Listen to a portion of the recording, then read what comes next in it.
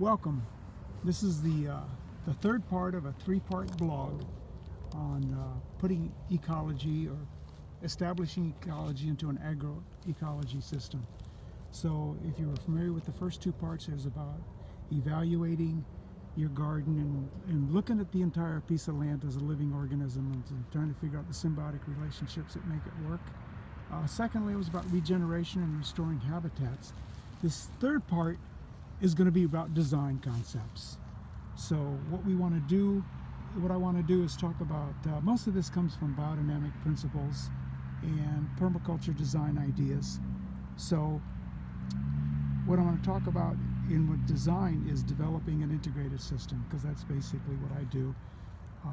So treating the land as a living organism, working with the existing woods, waterways, topography, the slopes of the land, and working with the four elements. So one of the things I do is I plant trees around the perimeter. I don't do orchards. I don't do large groupings of anything, because I don't see that in the woods. In a healthy woods, I see a community, I see a lot of diversity. So that's what I try to emulate out here. So for instance, these woods here, they've got a curve to them.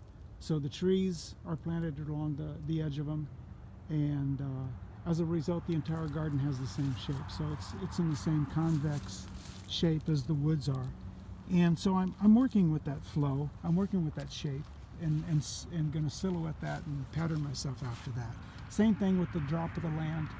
The beds are contoured to that, and it just so happens they run north and south. So that works very well. When you're planting trees along the woods, you want to have them a little bit further out. And otherwise, consider plants that are less vulnerable to things coming out of the woods, like pears. You know, they're hard on the trees. Persimmons, I grow fuyus, so they're hard. Things that are less likely to be, vulnerable to things coming out of the woods. Shrubs and blueberries are another way to graduate into the woods. The next thing you want to do is establish your perennial base. Sometimes you can do that in the corners and various, but it's just the idea of getting that foundation established, so that when you're out here, you can work from there and build inward. Try to work with natives as much as possible. Now, as far as planting ideas, I want to start with polyculture. That involves herbs and flowers. Polyculture involves planting things on horizontal levels. In other words, you're growing things kind of like this. You're growing it in the idea that you're growing on different levels and you're building it up. And so with, for instance, with the fruit trees, we plant a lot of flowers and herbs underneath the fruit trees that are complementary, that'll help benefit the fruit trees. Some good ideas around that are, let's see, kind of things I do. Well, if I have an ant problem, I'll plant tansy. Larkspur is a good plant. If Japanese beetles are concerned, then rue, which is Ruta graveolus, that's a good plant to do. Japanese beetles generally aren't a serious problem for me, because they're seasonal. They're only here for a short while. If they are a serious problem, you get one of those sex lures. You can put it across the field over there just to attract them away, or better yet, give them to your neighbor.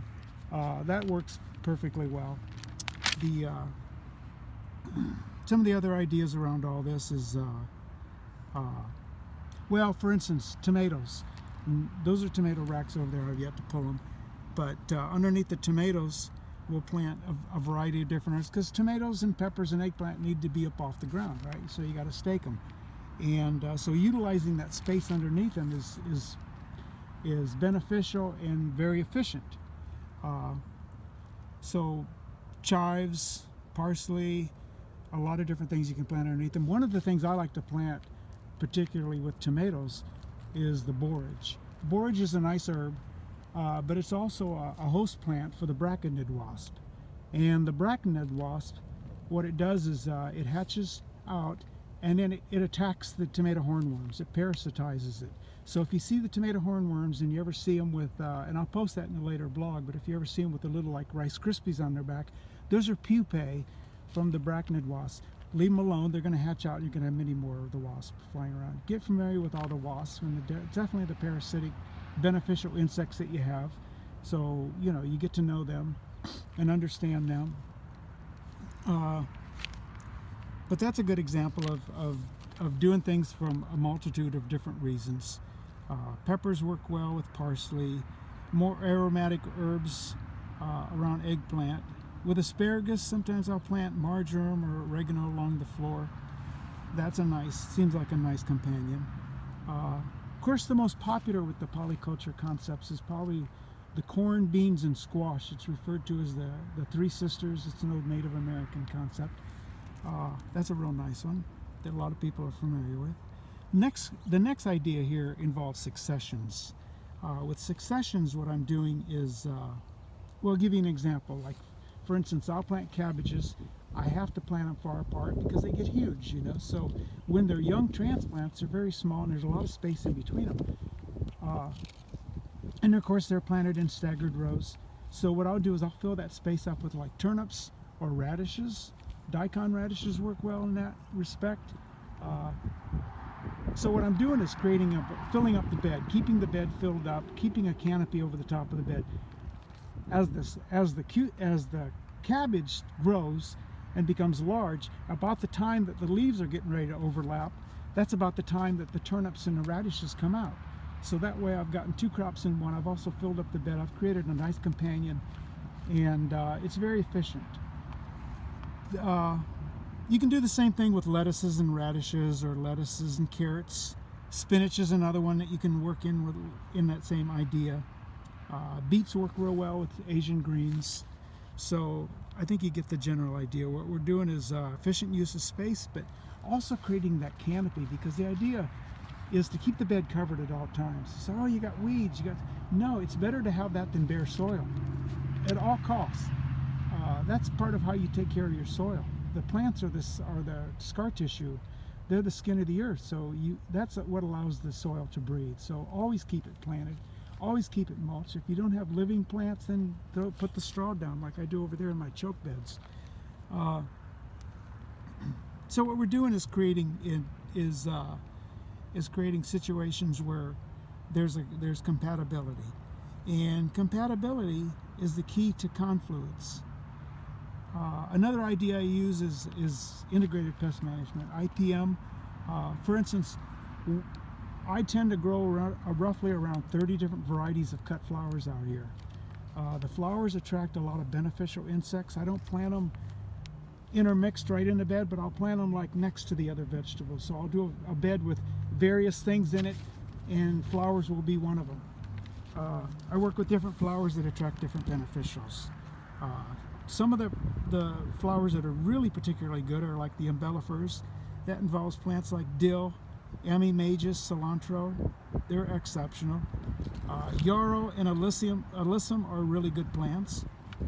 The composite flowers, a good example of composite flowers is like when I'm growing cucumbers, sometimes I'll stagger in sunflowers, and cucumbers work well together. The cucumbers actually climb on the sunflowers. Sunflowers themselves will attract ladybugs that will go down and work the cucumbers. So there's a good symbiotic relationship. Okra works well with half-runner beans.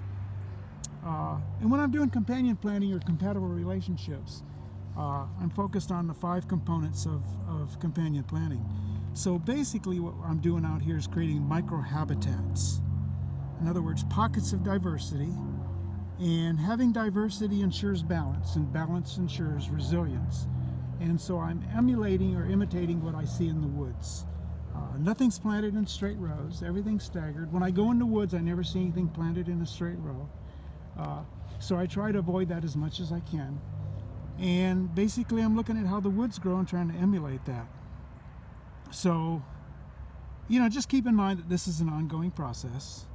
You know, we're always learning, we're always figuring out what works, and what works in one area is different than what works in another. You know, the particular dynamics of an area are very unique, and of course from season to season things are unique. So that's important to be aware of, and that you know, being a good steward of the land involves putting back more than you take out. the idea of leaving the place better than how you found it.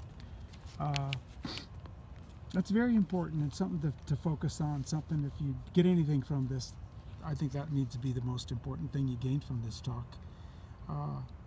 And the other thing is that the garden makes the gardener as much as the gardener makes the garden. So focus on integrity and quality rather than quantity and production. Focus on doing a job that's special, that feeds you spiritually as much as physically. So if you want to get more details about all this, you can go to my book, Radical Regenerative Gardening and Farming. And thank you for listening to the blog. And until then, happy gardening.